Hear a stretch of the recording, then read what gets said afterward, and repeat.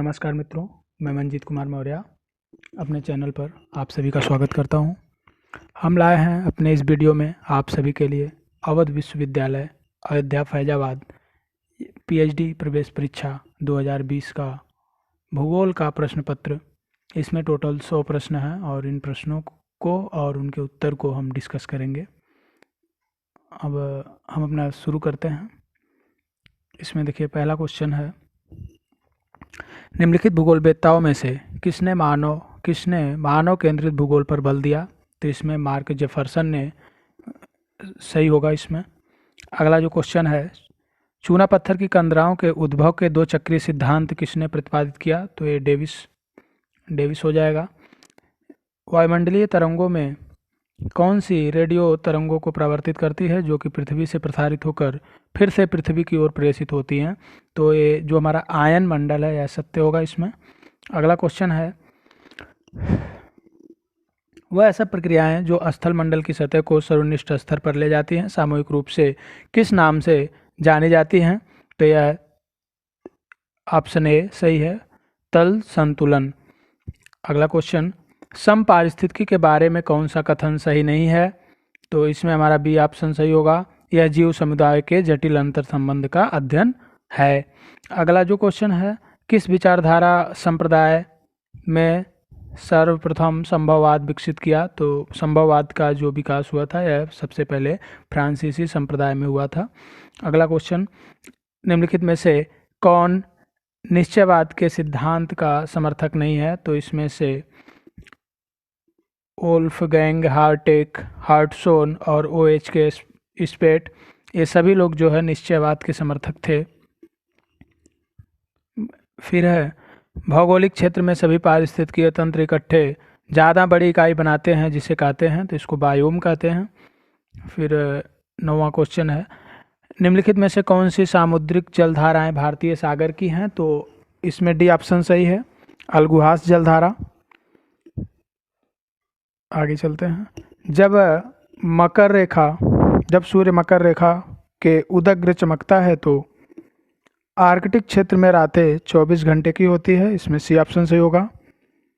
फिर कथन और कारक दिया गया है, इसमें से हमें देखना है कि कौन सा सही होगा।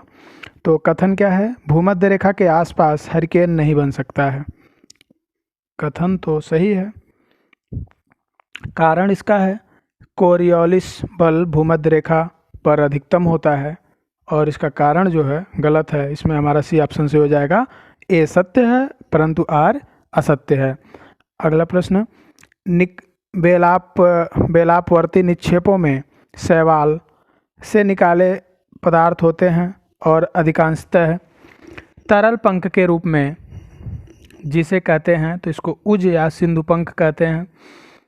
किसानों की जोत के आकार के आधार पर उनकी आय के असमान वितरण के मापन के लिए कौन सी माप विधि का उपयोग किया जाता है? तो ये होता है हमारा सी ऑप्शन से होगा, जीनी सूचकांक। अगला हमारा जो क्वेश्चन है, इसमें सूची 1 और सूची 2 का मिलान करना है, तो इसमें मानचित्रण विधि और मानचित्र ये मिलान करना है। तो इसमें हमारा कोरोक्रोमैटिक ए हो जाएगा, प्रशासनिक मानचित्र, और वर्ण प्रतीति इसमें अक्षरों का उपयोग किया जाता है, तो ये हो जाएगा अक्षरों का उपयोग, जैसे आर फॉर राइस या W फॉर व्हीट, इस तरह से। समान रेखा, तो यह जो है समान ऊंचाई को प्रदर्शित करती है। वर्णमात्री, तो यह जनसंख्या के घनत्व को प्रदर्शित करती है, तो इसमें हमारा बी ऑप्शन सही हो जाएगा। फिर नदीय उन्मोचन का औसत मान की परिगणना करने के लिए निम्नलिखित में से किसका सामान्यतया उपयोग किया जाता है? तो इसमें ज्यामितीय माध्य हो जाएगा। निम्नलिखित आर्यन मूल्यों में से कौन सा बिंदु वितरण का यादृच्छिक प्रतिरूप दर्शाता है? तो इसमें बी ऑप्शन 1.0। निम्नलिखित में से कौन सा सही सुमेलित नहीं है? तो विशाखापट्टनम जहाज निर्माण, टिटलागढ़ रेलवे उपकरण, भद्रावती लौह एवं इस्पात पिंजौर यह मशीन औजार, तो इसमें बी ऑप्शन सही होगा, टिटलागढ़ रेलवे उपकरण। फिर आगे हमारा जो प्रश्न है, इसमें 2 सूची दी गई है, सूची 1 और सूची 2। एक इसमें खनिज और खनन क्षेत्र को मैच करवाना है। तो तांबा जो हमारा खेतड़ी में, लौह अयस्क हमारा हो जाएगा कुंद्रेमुख, एक कर्नाटक में है। फिर मैग्नीज हमारा हो जाएगा बालाघाट मध्य प्रदेश। अभ्रक हो जाएगा कोडरमा। तो इसमें हमारा डी ऑप्शन सही होगा।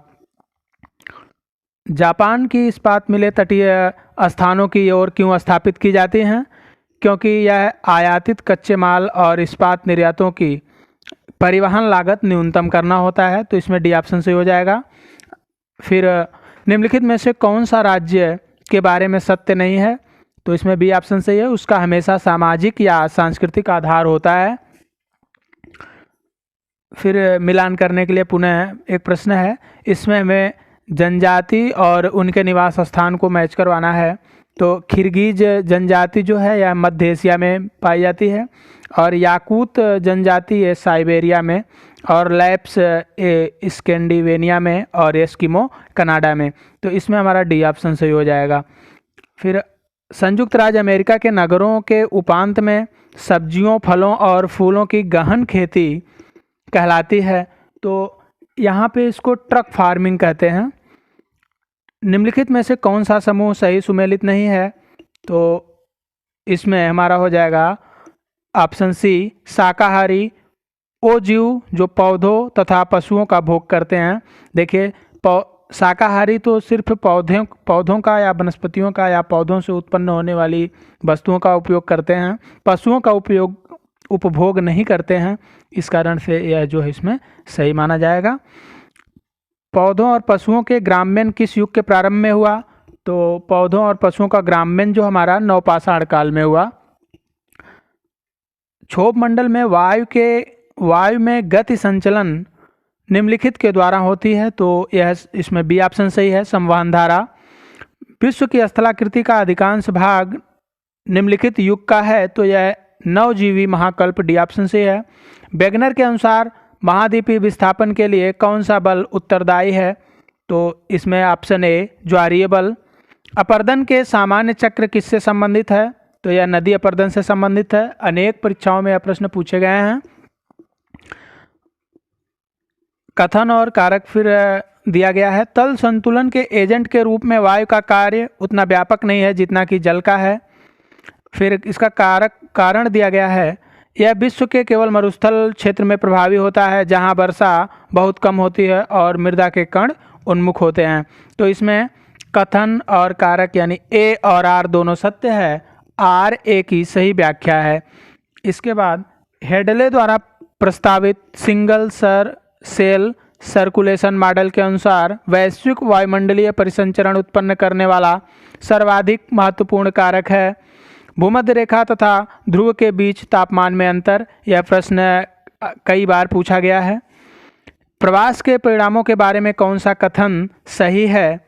तो इसमें हमारा प्रवास के फलस्वरूप प्रवास की प्रक्रिया से जुड़े दो क्षेत्रों का जनसंख्या संसाधन संबंध काफ़ी बदल जाता है, यह सही है।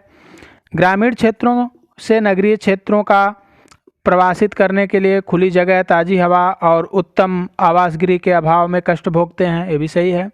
नव क्षेत्रों में उत्प्रवासियों की आहार आदतें भी बदल जाती हैं, ये भी सही है। तो इसमें हमारा उपयुक्त सभी होगा। फिर अगला क्वेश्चन में मिलान करना है नगरीकरण की अवस्था और उसका स्पष्टीकरण। तो नगरीकरण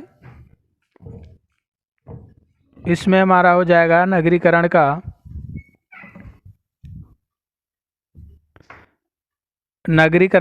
कुछ अधिवास आसपास के ग्रामीण क्षेत्रों की लागत पर विकसित होते हैं।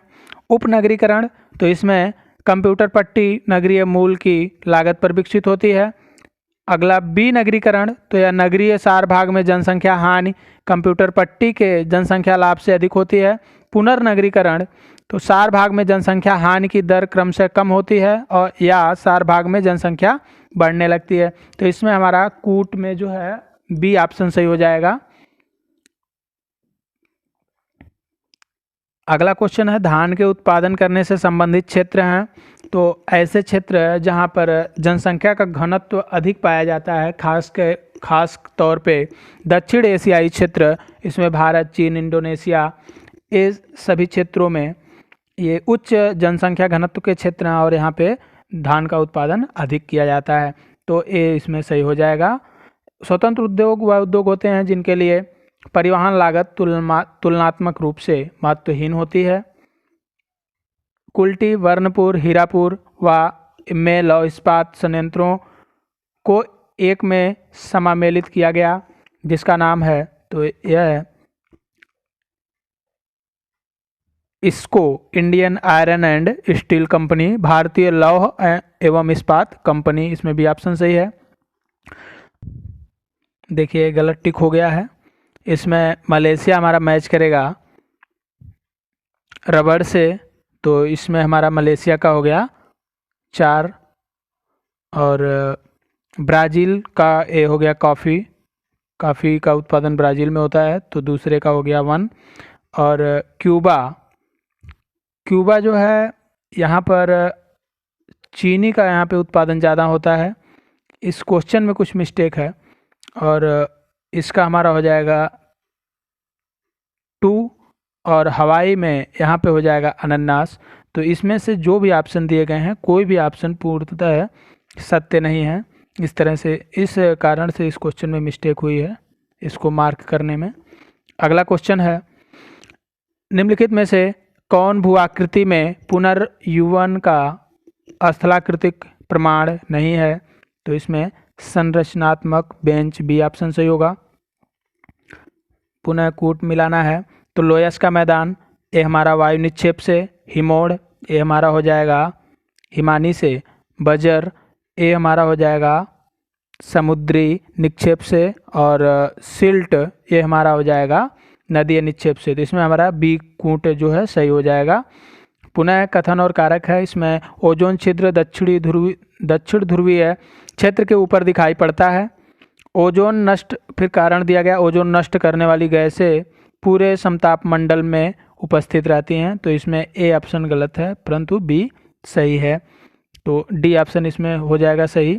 विद्वानों के निम्नलिखित समूहों में से किसने पेडिमेंट के निर्माण में धाराओं का द्वारा पार्श्विक अपर्दन की भूमिका पर जोर दिया है? तो इसमें पेगा, ब्लैक, बेल्डर और जॉनसन, ये सही होगा। गतिमान बर्फ का वेग क्षेत्र की ढलान की प्रवणता तथा हिमानी बर्फ की मोटाई के साथ बढ़ जाता है। इसका कारण क्या है? निचले तल तथा बर्फ की कम गहराई तथा घाटियों की भित्तियों के साथ घर्षण के कारण वेग कम हो जाता है। तो इसमें हमारा ए और आर दोनों सत्य है, परंतु आर ए की सही व्याख्या नहीं है। अगला जो क्वेश्चन है, निम्नतम आधार तल की अवधारणा का प्रस्ताव प्रस्तुत किया? तो आधार तल संकल्पना जो है यह जेम्स पावेल के द्वारा जो है दी गई थी। सामान्य अपर्दन चक्र संबंधित है, तो यह प्रश्न इसी पेपर में पुनः रिपीट हो गया है। यह नदी अपर्दन से संबंधित है। जो घाटियां प्रारंभिक अनुवर्ती अपवाह की दिशा में ही प्रवाहित होती हैं किंतु निम्नतर स्थलाकृतिक स्तरों पर होती हैं और नूतन आधार स्तरों के संदर्भ में विकसित हुई हैं, वे कहलाती हैं। तो ये नवानुवर्ती घाटी कहलाती हैं। निम्नतम अल्बिडो निम्नलिखित में से किसका होता है? तो जोती गई नम भूमि जो होती है, इसका निम्नतम अल्बिडो होता है। जीवित तथा मृत जीवों द्वारा निर्मित जैव निक्षेप जो कटक के समान चट्टानी उत्थान बनाते हैं, किस नाम से जाने जाते हैं? तो इन्हें भित्ति के नाम से जानते हैं। अधिकतम लवणता कहाँ पाई जाती है? तो ये इसमें हमारा डी ऑप्शन सही है, लाल सागर। पारिस्थितिकी तंत्र के 2 संघटक होते हैं, जो इसमें अजीव तथा जीव, सही हो जाएगा। ऑस्ट्रेलिया के पश्चिमी तट किस कारण से अधिक लवणता सूचित करते हैं? तो शुष्क मौसम की स्थिति के कारण से ऐसा होता है। अगला जो क्वेश्चन है, निम्नलिखित में से कौन सा सही नहीं है? तो वाष्पीकरण सागर की तुलना में भूमि पर ज़्यादा होता है, यह सही नहीं है, क्योंकि सागर की जो अनुपात है और भूमि का जो अनुपात है, इसमें काफ़ी ज़्यादा अंतर है। सागर के सतही जल का औसत तापमान, तो इसमें सागर का तापमान अगर पूछता है तो वह हो जाएगा 26.7, लेकिन सागर के सतही जल का जब औसत तापमान पूछेगा तो ये हो जाएगा हमारा 18.6। तो इसमें हमारा डी ऑप्शन सही है। फिर मिलान करने के लिए है तो ऊर्ध्वपातन, तो ऊर्ध्वपातन में हमारा स्थिति बदलने के लिए प्रति ग्राम 680 कैलोरी अवशोषित करता है। हिमीकरण तो हिमीकरण का हमारा तीसरे में जाके मैच करेगा। प्रति ग्राम 80 कैलोरी निर्मुक्त करती है। वाष्पीकरण, तो वाष्पीकरण में हमारा अवशोषित ऊर्जा सतह से निकलने के लिए आवश्यक गति प्रदान करती है। संघनन में ऊर्जा का निर्मुक्त होना, तो इस तरह से इसमें हमारा सी ऑप्शन सही हो जाएगा। निम्नलिखित कथनों पर विचार कीजिए, नीचे दिए गए कूटों में सही उत्तर का चयन कीजिए। तो यादृच्छिक प्रतिचयन को संभाव्यता प्रतिचयन भी कहा जाता है, यह ठीक है। यादृच्छिक प्रतिचयन यादृच्छिक सारणी की सहायता से किया जाता है, यह भी सही है। भूदृश्य तत्व सामान्य तौर पर यूं ही बिखरा दिए जाते हैं, यह सही नहीं है। तो इसमें हमारा ए ऑप्शन सही हो जाएगा, ए और बी दोनों। जनसंख्या वितरण दर्शाने के लिए उपयोग किए गए जाने वाली स्टेन डे गियर की पद्धति के संदर्भ में कौन सा कथन सही है? तो यह जो है क्षेत्र दर्शाने के लिए पैमाने का घन वर्गों का उपयोग किया जाता है इसमें। अगला जो क्वेश्चन है, समीपतम पड़ोस सूचकांक के अनुसार पूर्ण एक रूप अधिवास वितरण के लिए अधिकतम मान क्या होगा? तो अधिकतम मान इसका होता है 2.15 और यह प्रश्न अनेक बार पूछा गया है बहुत सारी परीक्षाओं में। अधिकतम प्रतिशत की 10 की वृद्धि किस दशक में हुई? तो यह 1971 से 81 के दशक में हुई। भारत में मैंग्रोव निम्नलिखित में से किसका सर्वाधिक वृक्ष है? तो इसमें ज्वारीय वन। मानव प्रजातियों के वर्गीकरण के लिए किस कसौटी का उपयोग नहीं किया गया? यह प्रश्न भी जो है यूजीसी नेट की परीक्षा में भी पूछा गया है, पीजीटी में भी पूछा गया है और अन्य परीक्षाओं में भी यह प्रश्न कई बार पूछा गया है। तो इसमें कान यह सही होगा, सी ऑप्शन। नेट बोया क्षेत्र द्वारा विभाजित सकल बोया क्षेत्र क्या कहलाता है? तो यह होता है हमारा फसल गहनता। न्यूनतम लागत अवस्थिति के सिद्धांत का प्रस्ताव किसने रखा? वेबर। यह भी बहुत ही इम्पॉर्टेंट क्वेश्चन है। अगला जो है, निम्नलिखित में से कौन सी भाषा द्रविड़ कुल की नहीं है? तो इसमें सिंघली हमारा सही होगा। समुद्री टीला जिसका शिखर सपाट होता है किस नाम से जाना जाता है? इसको निमग्न द्वीप या गुयाट बोलते हैं। अगला क्वेश्चन है, इसमें फिर मैच करवाना है। नदी है और उसका सहायक नदी है, तो नदी कृष्णा नदी का जो सहायक नदी है भीमा, और ब्रह्मपुत्र की जो सहायक नदी है तीस्ता, और गोदावरी की सहायक नदी इंद्रावती, और यमुना की सहायक नदी हो जाएगी चंबल। तो फिर मिलाने के लिए दिया गया। देखिए मिलाने वाला क्वेश्चन इसमें बहुत ज़्यादा है। अब केटिल, तो केटिल का मिलान जो हमारा प्रायः हिमोड़ पट्टी के साथ स्थित गहन गर्त, और टार्न या सर्क पर निवास करने वाला लघु पर्वत सरोवर, इसको टार्न कहते हैं। यस्कर, अब यस्कर को जो है हम मिलाएंगे दूसरे से निम्न विसर्पी हिमानी जलोढ़ कटक, और ड्रमलिन, तो ड्रमलिन का तीसरे में मैच करेगा हिम गोलास में मृत्तिका की अंडाकार या दीर्घ वृत्ताकार पहाड़ी। तो इस तरह से हमारा इसमें तीसरा ऑप्शन सही हो जाएगा। फिर है, भारत में ग्रामीण से नगर प्रवास के लिए निम्नलिखित में से मुख्य कारण क्या है? तो मुख्य कारण जो है रोजगार है, क्योंकि ग्रामीण इलाकों में रोजगार की अत्यंत ही कमी है और ग्रामीण क्षेत्र के निवासी शहरों में रोजगार प्राप्ति के लिए मुख्य रूप से प्रवास करते हैं। तो निम्नलिखित कथनों पर विचार कीजिए, नीचे दिए गए कूटों से सही उत्तर का चयन कीजिए। नासा भारत के समस्त सैटेलाइट डेटा के लिए राष्ट्रीय स्तर पर प्राप्ति एवं वितरण की एजेंसी है। तो पहली बात कि भारत की जो एजेंसी है वह नासा नहीं है, यह इसरो है, तो ये गलत हो जाएगा। नासा डिकोडेड डेटा NNRMS को भेजती है, जिसकी गतिविधियां विभिन्न अस्थायी समितियों द्वारा मार्गदर्शित होती है, ये भी जो है गलत है। मानचित्र, यदि मानचित्र पर RF 1/5500 पर बनाया जाता है तो यदि मानचित्र छोटा करके आधा किया जाता है तो निम्नलिखित में से कौन सा प्रातिनिधिक अंश सही होंगे? तो ये हो जाएगा 1/11000। अगला जो क्वेश्चन है, विसरण की तुलनात्मक माप निम्नलिखित में से क्या है? तो इसको हम निकालेंगे विचलन गुणांक के द्वारा। वितरण की बिंदु पद्धति किसका संकेत करती है? इसमें बी ऑप्शन सही होगा, सादृश्य मॉडल। निम्नलिखित में से कौन सी विधि किसी क्षेत्र के विभिन्न भूमि उपयोगों के अनुपातों को निरूपित करने के लिए उपयुक्त है? तो इसमें पाई आरेख। इसके बाद ध्रुवीय जटधारा के बारे में कौन सा कथन सत्य नहीं है? ग्रीष्मकाल में यह उत्तर की ओर गतिमान होती है, ये ठीक है। यह सतही तूफान के परिसंचरण को ऊर्जा देती है, यह भी ठीक है। इसकी अवस्थिति ध्रुवीय वाताग्र के अनुरूप होती है, यह भी सही है। इसका वेग ग्रीष्म काल में अधिक होता है, तो यह गलत है। इसका वेग शीतकाल में अधिक होता है, तो इसमें गलत पूछा गया है, कौन सा सत्य नहीं, इसलिए इसमें डी ऑप्शन सही हो जाएगा। सौर स्पेक्ट्रम को उसके दीर्घ तरंग के आरोही क्रम में व्यवस्थित कीजिए, तो इसमें हमारा पहले हो जाएगा एक्सरे, फिर पराबैंगनी, फिर सूक्ष्म तरंग और फिर टेलीविजन तरंग। अंतः समुद्री कैनियन के उद्भव के पंकिल धारा सिद्धांत के प्रतिपादकों में से निम्नलिखित थे, तो ये डेली महोदय ने प्रतिपादित किया था। अपर्दन के प्रक्रिया में घोल द्वारा पदार्थ का अवनयन क्या कहलाता है, तो इसको कहते हैं संक्षारण। पेन प्लेन शब्द किसका संकेत करता है, तो पेन प्लेन शब्द जो है बाढ़कृत मैदानों के जुड़ने से निर्मित मैदान को संकेत करता है।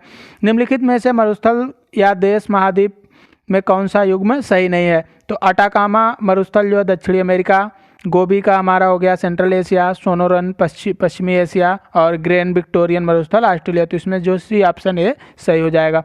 भूस्खलन से संबंधित है, तो इसमें बी ऑप्शन से आधार शैल या भूमिज मलबे की तुलनात्मक रूप से शुष्क पुंज की द्रुत अवगम्य संचलन। यदि 1 सेंटीमीटर त्रिज्या का एक वृत्त 1 लाख जनसंख्या निरूपित करता है, तो 4 लाख जनसंख्या निरूपित करने के लिए वृत्त की त्रिज्या होगी, तो यह हो जाएगी 2 सेंटीमीटर। स्थानांतरित कृषि की अनिवार्य विशेषता क्या है, तो इसमें खेतों का चक्र यह अनिवार्य विशेषता होती है कि जनजाति समुदाय जो है यह 2 या 3 वर्ष खेती करता है, जंगलों को काट करके जला करके उस पर खेती करता है। पुनः जो है जब वह भूमि धीरे धीरे अनुपजाऊ हो जाती है, तो वह किसी अन्य उस क्षेत्र को छोड़ के किसी अन्य क्षेत्र में या किसी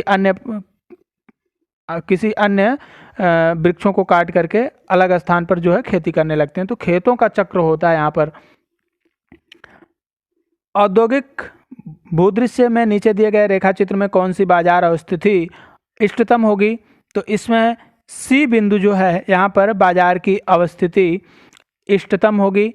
इसका कारण क्या है, चूंकि लागत रेखा और उत्पादन रेखा, सी बिंदु पर लागत रेखा सबसे कम है और लागत और उत्पादन के मध्य जो अंतराल है यह देखा जाता है कि हमें अधिकतम लाभ हो, उत्पादन अधिक हो और लागत कम हो, ऐसे स्थान पर उद्योग की स्थापना की जाती है। तो यह जो है इसमें हमारा सी ऑप्शन सही हो जाएगा। बहुत सारे लोगों को इसमें कन्फ्यूजन होता है। इस तरह का एक प्रश्न है अभी यूजीसी नेट परीक्षा 2020 में आया था और बहुत सारे लोग का यह प्रश्न गलत हो गया था, सेम इसी तरह का डायग्राम था। तो इसको ध्यान रखना है कि उत्पादन और लागत, उत्पादन कितना हो रहा है और लागत कितना है, दोनों को उत्पादन में से लागत को घटा देंगे और देखेंगे कि किसमें अधिकतम लाभ हो रहा है। तो जहां पर भी अधिकतम लाभ होगा वहीं पर उद्योग की स्थापना की जाएगी।